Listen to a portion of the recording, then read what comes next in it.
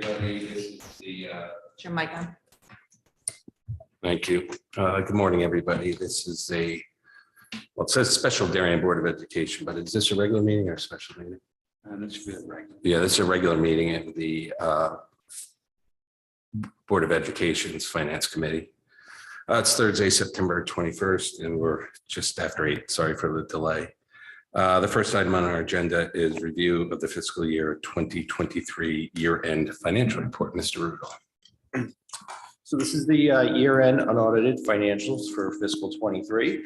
We did end the year with a positive balance of $810,367, which is only about $10,000 more than the May forecast. Some small changes from the May forecast, the year-end results. We did have a salary savings of $3,541.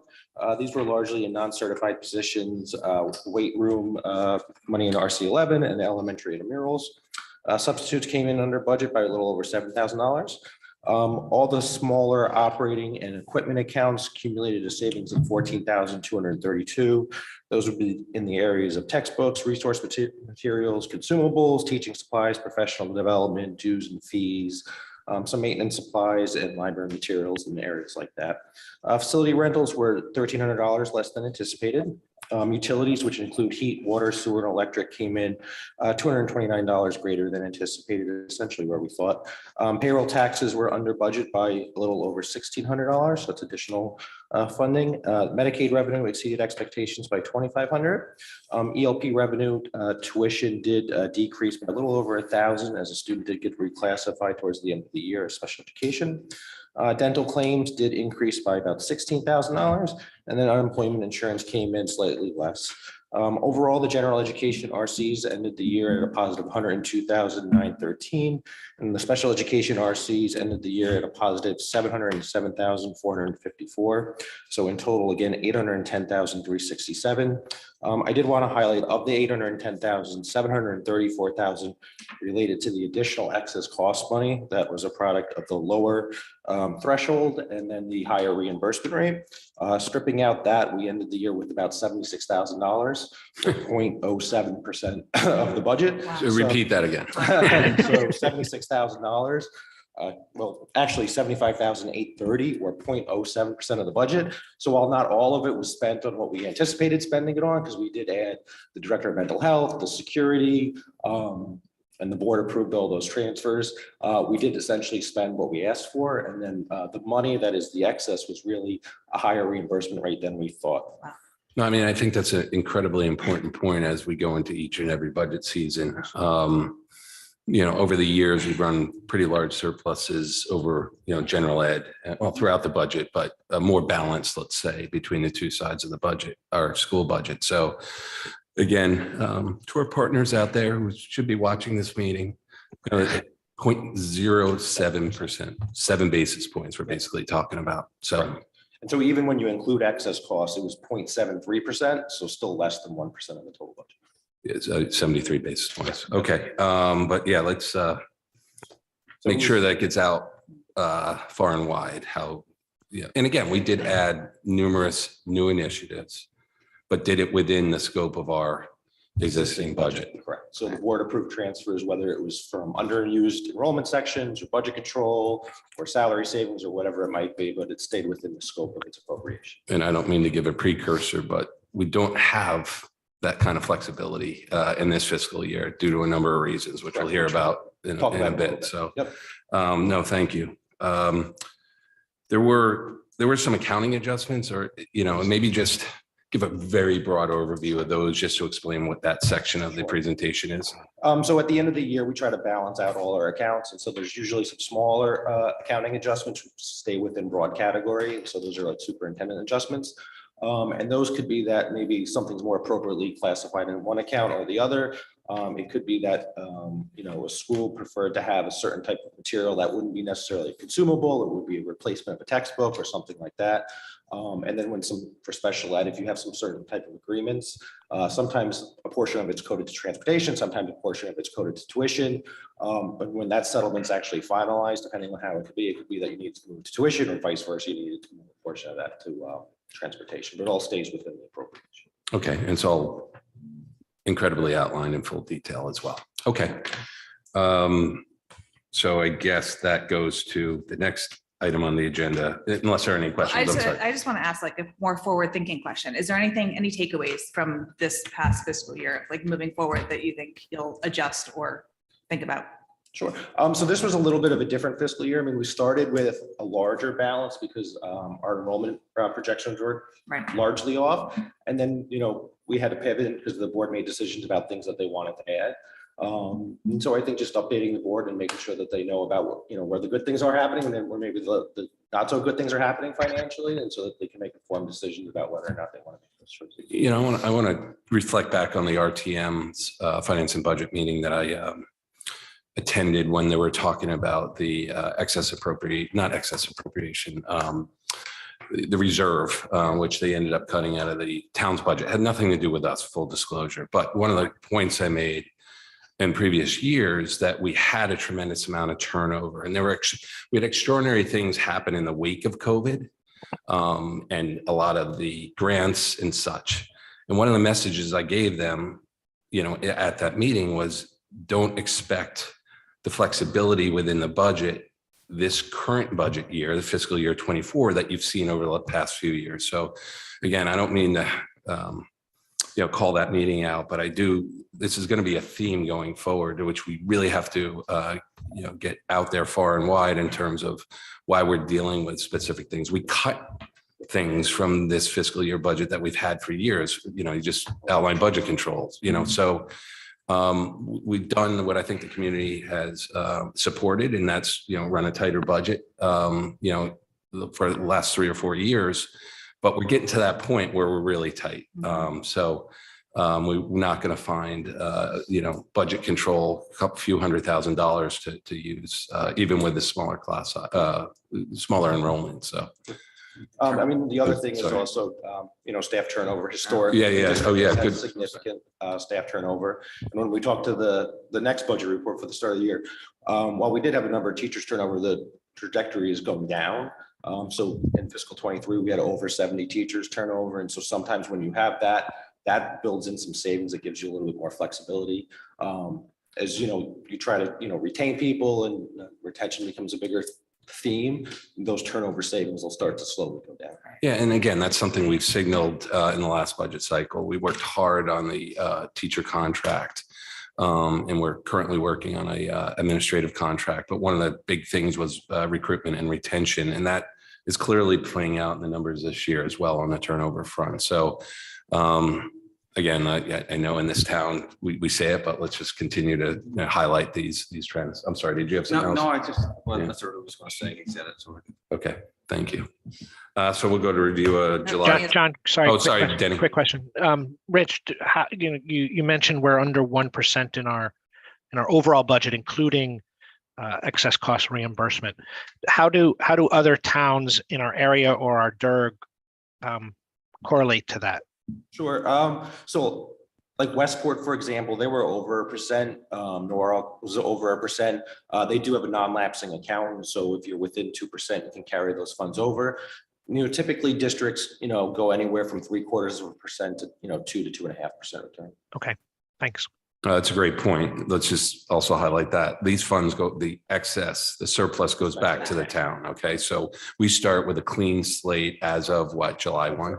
Yep. So that was last fiscal budget for everybody, fiscal year 23. Now we're about to talk about the beginning of fiscal year 24 with the review of the July, August. What am I doing? Wait. Am I? Review of 23. So it's July, August 2020. Well, 23, but 24. Sorry, my bad. So right. July, August 2023 financial report for the fiscal year 24. Correct. My bad. No, it's okay. So to start, this is the financial report through August. We are showing a projected deficit of $605,670. So a bit of a different story from the previous fiscal year. Of the projected deficit, 538,000 relates to special education. We have seen 7 new tuition expenditures that are due to changes in legislation, which we'll talk about, and then new IEP unilateral placements. Additionally, there's been a need within special education for some contracted RBT support. Support staff, as well as which has resulted in the contracted services deficit. Obviously, nobody likes to see a deficit. The one thing I did report in the memo, I think one thing that we should do, and we'll do as we have every finance committee during the month, is it's early in the year and we want to track some of those unknown things that could make some adjustments. So one big unknown, especially for special education, is the excess cost reimbursement rate. That is not yet determined by the state, nor is the threshold determined by the state yet. So the threshold initially gets set typically in October and then gets revised in January. And then the reimbursement rate initially gets set in the end of February, and then it gets revised towards the end of the year. And so obviously, if we were to get additional excess cost revenue, which is also part of this, we would probably make a recommendation to the board to take a transfer from the additional excess cost revenue into some of those special education accounts. The other area of deficit is turnover savings. We are short by $369,000. The average turnover savings per teacher was just over $4,000 compared to a budget of $16,000. And in the past, that usually was over $20,000. This is partially offset by some salary savings. And so salary savings are different than turnover savings. Salary savings are one-time savings, and that's typically a product of a person starting later than expected. We still hired the person at the salary maybe that the previous person was in, but instead of starting July 1st, maybe they started in August. And so you have that period where you didn't actually spend that money. Whereas turnover savings are permanent savings. You've hired somebody at a lower rate than the person who had left. I will say, post this report, we've actually had 3 additional teachers turnover. 2 elementary world language and a library media specialist. 2 of those 3 positions are at the very top of the teacher scale, which means either we will have salary savings, or at the very least, we won't have any turnover savings, or we won't have any negative turnover savings. So there's a possibility, obviously, of that going down, or at the very least staying stagnant. I did want to say, we'll obviously look at the flexibility, initially, and I talked about, the ECR. So the summary of the projected deficit is $623,000 in special education tuition, $369,000 in turnover, special education contracted support, $112,000.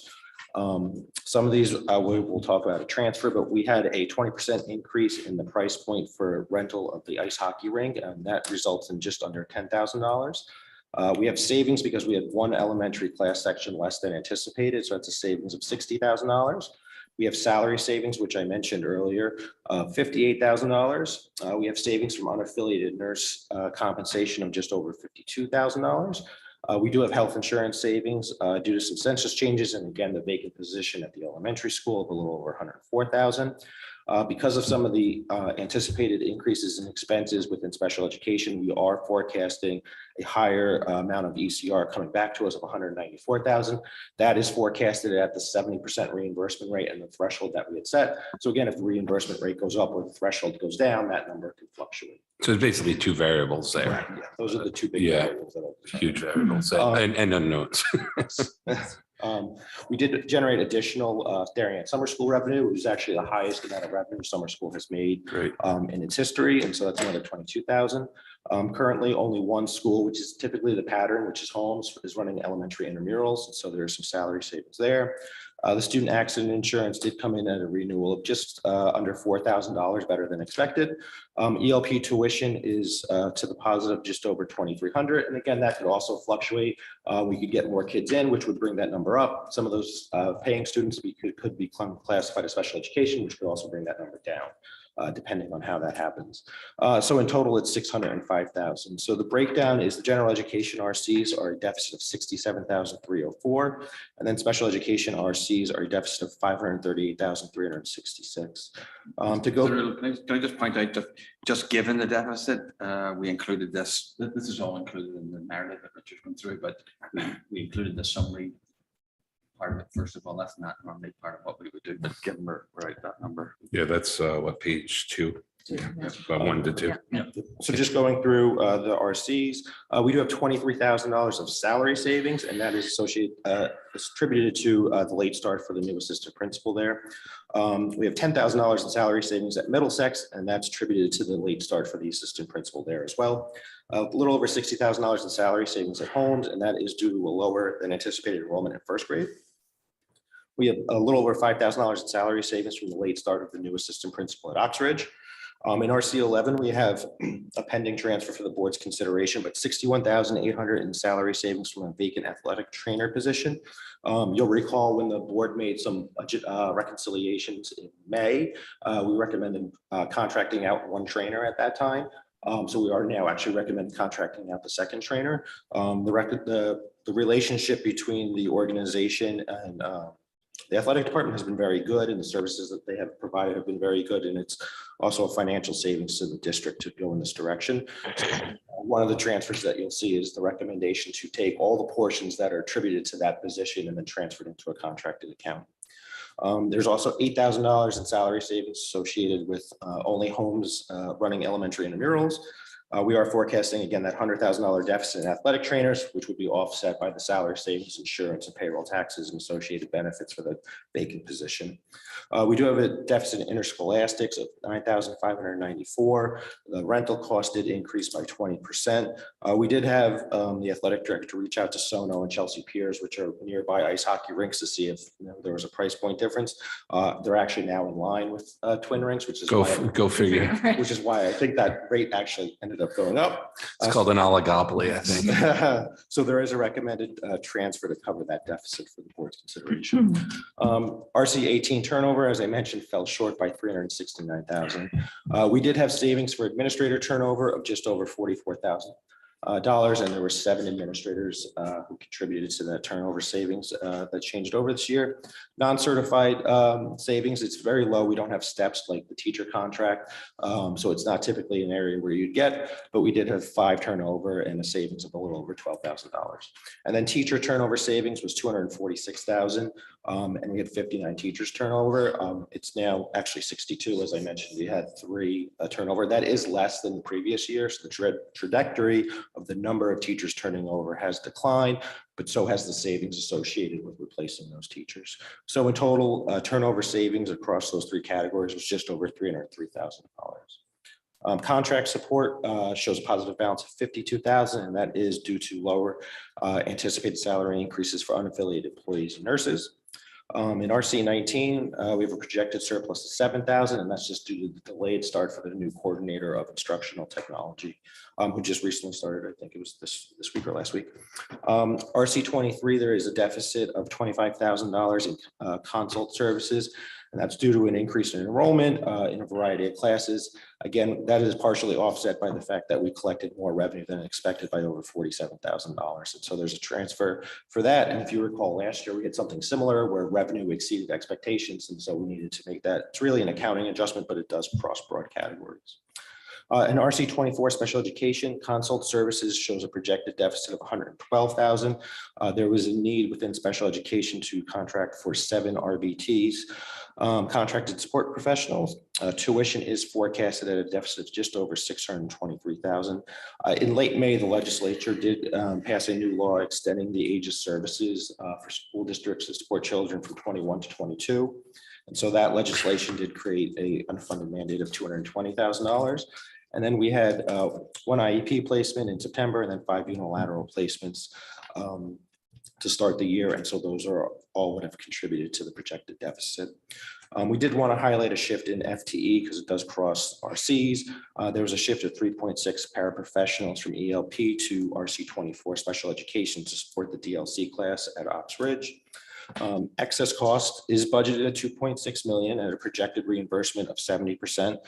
As I mentioned earlier, that won't get set until about February. We do make our first submission December 1st and then our second submission March 1st. based on what the legislature passed, they have a tiered reimbursement based on town wealth. And so if you are one to the 58 wealthiest communities in Connecticut, the cap of reimbursement is 85%. If you're 59 to 114, it goes to 88. And if you're 115 to 169, you go to 91%. And so what that means is if the state fully funded the excess cost grant reimbursement based on the submissions across the state of Connecticut, you would get an 85% reimbursement.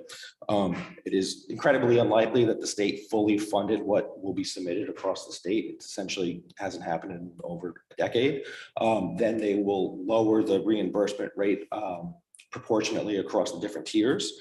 And so it's potential that will be higher than the 70 we budgeted. The max would be 85%, but will likely fall somewhere in between.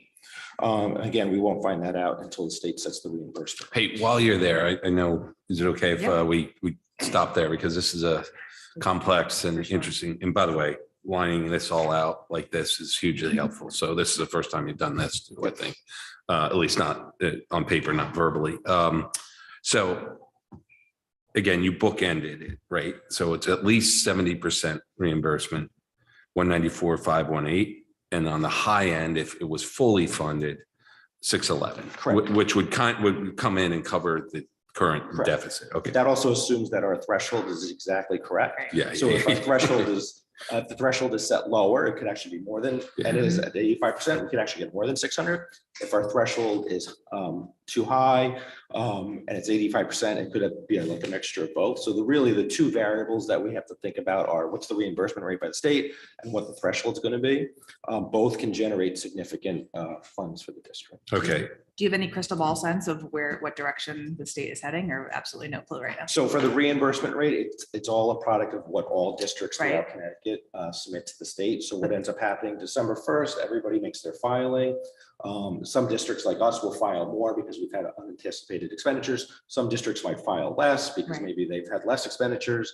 And then the state looks at every single submission that's been put together, and then they compare it to what the governor allocated in their budget.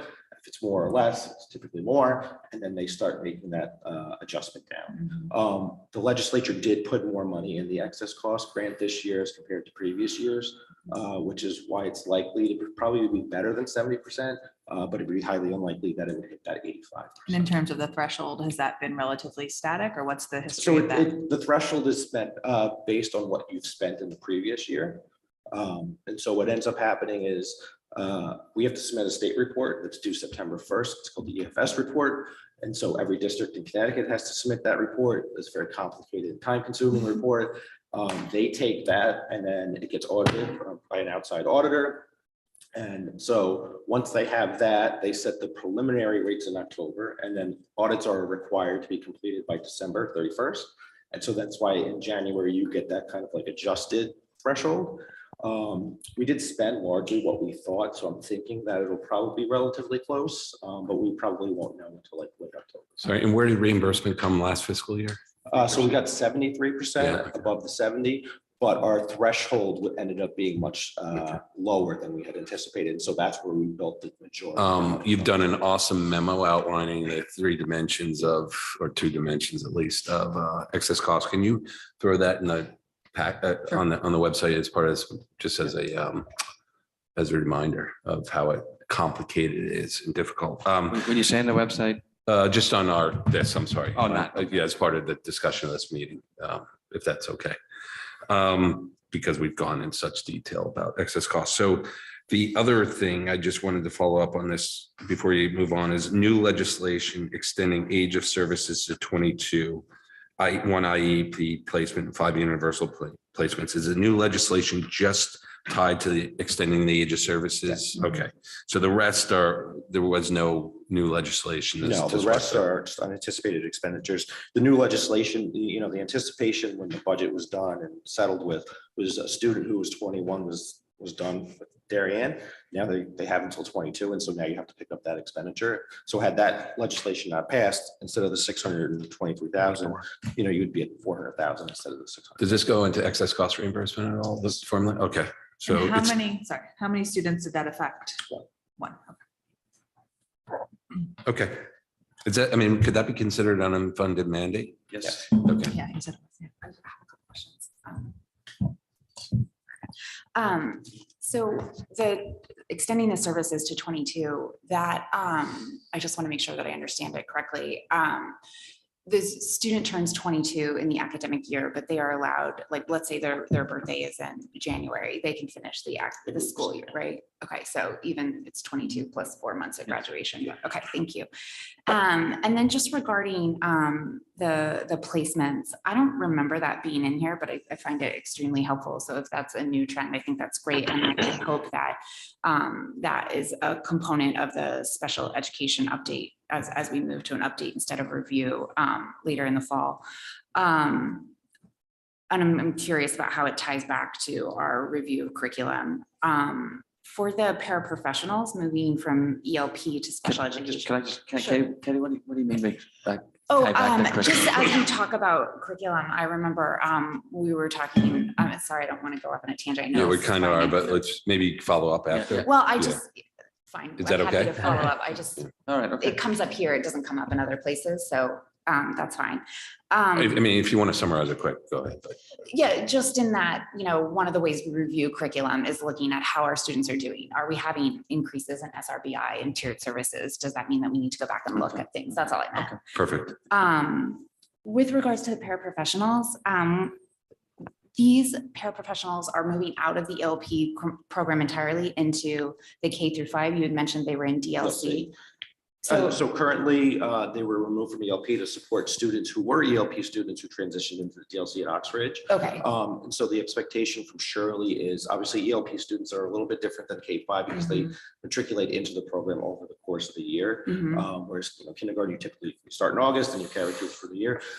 So at some point, as the population grows in ELP, it might be either that these paras will either transition back to ELP or it'll be backfilled by a contracted support services, depending on the mixture of students that flow back into ELP during the course of the year.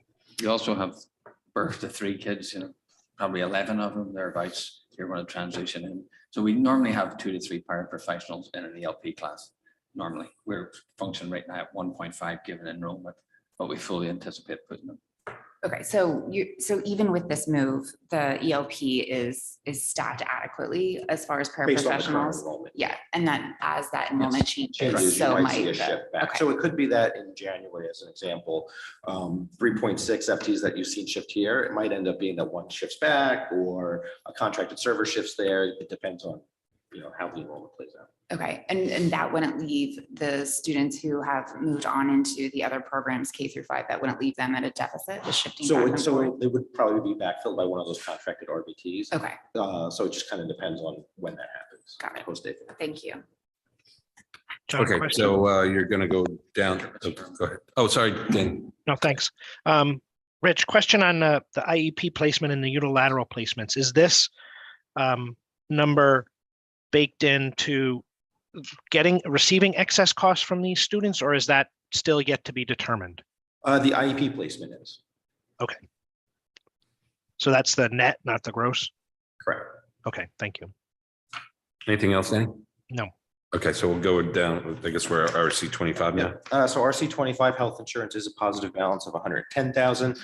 This is due to a decision to contract out the second athletic trainer, one under enrolled elementary section. We do have one special education class being covered by teacher overages, and then we have some vacant instructional paraprofessionals, and then some census changes. Student accident insurance came in under budget, as I mentioned, by just under $4,000, and then payroll Medicare is under budget by $4,900. ELP RC 26, we discussed the 3.6 paraprofessionals moved. ELP tuition forecast has exceeded budget by just over $2,000, with tuition paying students of 53. In RC 27, we do have salary savings of just over 13,000. We do have one vacant SSO. Candidate has been identified to fill that vacancy, but we do have obviously salary savings for the time in which it has not been filled. I just want to clarify that point. That doesn't mean that one school is without an SSO. No, so we right? have that floater, the model with the Yep. floater. So the floater is stationed where the vacant school is. Great, thank you. And And then Leon will cover if Right. a second. when is that SSO to start? So full-time starting in December, but he's able to do like sporadic days here and there starting in October. So that'll give him a chance to kind of acclimate himself to the district for a couple months, but full-time in December. So you anticipate even more savings from. Potentially, Yeah. Actually, terrific candidate, terrific. John, Maybe- sorry, I missed something. I wanted to go back to if I can, please. Absolutely, sir. Thank you. Rich, the legislation that was enacted in May, we're at 220,000, just ballparking. If, 100 towns are at 200,000, we're talking $20 million into the excess cost, no? It is a hot topic among business managers across the state of who got, how many more students are you now financially obligated to fund and what you're going to do about it. I guess. But not all necessarily are excess cost eligible. Oh, Some fair, but 22 and it's below the threshold and you get no reimbursement. Some will be like ours were over, some could be even higher. It's, it's a mixture and dependent on the student. I want to go back to the questions asked earlier. What happens if they turn 22 in October? Do you finish out the whole believe school you year? have to finish Yeah. out. So it's truly an extra year. Mhm. Okay. and that, I mean, is there thought to just, penciling that all up to that we can, I don't know, for me, it's just, it's this unfunded mandate, as John said, that, it's affecting each school district, but until you see the totality of it, it'd be interesting to see that. I don't know, will the state release that number of how much this is going to cost, not Probably. individual, but in totality, the school districts in Connecticut? Probably not. I mean, one of the things that would be nicer is since every district has their budget kind of finalized before the state's does. Right. We tend to get hit with these things after the fact. It would always be nicer as if Following. when they make this mandate, push it out one following year. Exactly. But it doesn't ever happen. Were there ever any questions posed to business managers like, hey, we're thinking about this. How would this affect you? Come on. I'm That's hoping, too I'm much hoping. common sense I'm right hopeful. there. All right, thank you. Okay. So just moving to the grant and food service accounts, the IDEA grant was awarded at $943,000. So we'll have a similar carryover amount that we anticipate, and that's usually to adjust for grant compression. The title grants are due at the end of the month. And so we are waiting for some of those awards. We do have the ESSER grant. We are recommending using a portion of the ESSER grant to fund the wellness coordinator that was approved by the board, and the balance then to support special education services. We did receive 2 new grants that we mentioned to the board, 2 mental health grants. One was for $126,000 over 3 years, and the first year allocation being $47,000. And then the ARP summer mental health support, the district was awarded $92,000 over 3 years, with the first year allocation being just over $34,000, and that's to support curriculum writing related to wellness. And then just starting the food service financial. Wait, before you go there, those are incremental to what we were expecting. Those are brand new. Yep. Those are brand new. Okay, so are those baked in yet to the budget? No. I'm sorry, this update in terms of. They are deficit? baked into Oh, the they are. budget. And Okay. so what'll end up happening is the expectation was that for the budget for the following school year, the 100% of the wellness coordinator would have went into the board's budget. What'll end up happening is about 1/3 of the wellness coordinator will go into the board's budget. 2/3 will be covered by a grant. Okay. And it'll push that balance of that 2/3 out probably another year. Okay, again, theme at the last budget cycle was highlighting, things, future expenses, and these would be revenues. So this is something that's new that has been baked into future fiscal years. Okay. Question about the Title I grant in professional development. I think I remember last year during the budget, you had said that about 100,000 was being used to pay for the Teachers College partnership. How might that change this year, given that they've disassociated from the program that we were paying for before? So Dr. Fedigan still has to submit the title grants. And so those are due a week from tomorrow. So we have not yet seen what she's submitting for it. So I would have to defer to her in terms of. Okay, so these numbers here are based on what we were doing last year when it was before Correct, the yeah. change. So once she files, so it's due on September 29th, I think is that Friday. Okay. She'll submit that. The Title I grant does support one interventionist, and so that has to be in the grant. And then typically in the past, the district will fund professional development, whether it be Teachers College or something else. And so that decision comes through Alan's office and then Dr. Fedigan's this year. So it's very likely, we will be continuing to support Teachers College instructional practices, best instructional practices in the classroom. And then not on this report, but we've been given notice that we're likely to receive another grant called the ARP Right to Read grant. And so that's still kind of out there, and it's expected to be a multi-year grant in excess of $100,000 for the district. So once that's finalized and the award actually comes through, we'll share that with the board and include it. What are the guidelines surrounding that? So it has to do with the waivers that all the districts submitted and the state giving some funding on how to implement those changes. But given some of those waivers haven't been, approved, Most of them. denied, or whatever. All of them? That's what's holding up essentially. If our waiver is accepted, do we still have that money to use or no? You do, and then you have to use that money to implement something associated with it. Denny, any other questions? No, sir. All right. And so then the food service financial fund. So as is the case every year, we do operate at a deficit at the beginning of the year. And so this is through August. So August, we only had 2 serving days. And you had all your expenses at the beginning of the year. So it is a deficit of $138,000. We typically don't become profitable until Q3. We are forecasting a positive balance, however, of just over $159,000. And your surplus last year was, It was at 207. okay. And some of that money goes to replace equipment, correct? Equipment, yep. And so this year, new to the budget, we did move the lunch monitors for the elementary school and the Oh, middle that's school right. into it. So that's why you're seeing a little bit less of forecasted balance. I will say September sales have been very, very strong. So it's potential that 159 will grow in future reports. All right. Transfers. Yep. So we do have 3 transfers for the board's consideration. The first is for $9,594, and that is to cover the 20% increase in rental of the ice hockey rink. We are recommending taking the funding $8,264 from elementary intramurals, since only 1 school is running, and then the balance from the favorable renewal and student accident insurance. Second transfer is to fund the contracted athletic trainer. So $100,000 to contracted athletic trainer. We would take $61,800 from the salary that was budgeted for that trainer, $4,500 from the payroll taxes associated with that trainer, and $33,000 from the health insurance associated with that trainer. So taking all the components of that position and moving it into contracted services. And then the third transfer is really an accounting adjustment, but it does cross board categories, so it counts as a transfer. $25,381 for additional expenses related to courses that exceeded enrollment in Darien Summer School, and then taking it from the revenue that was generated from Darien Summer School. They all seem very appropriate to me. I Okay. forgot I had a question about the contracted athletic, if you don't mind me going back. Go ahead. I know it was tricky to hire those when they were not contracted. Is the pool larger in the contracted trainers?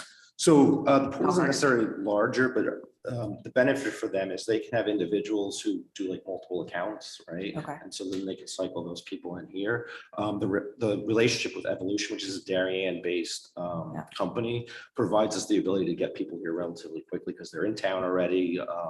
They have a relationship with the athletic department.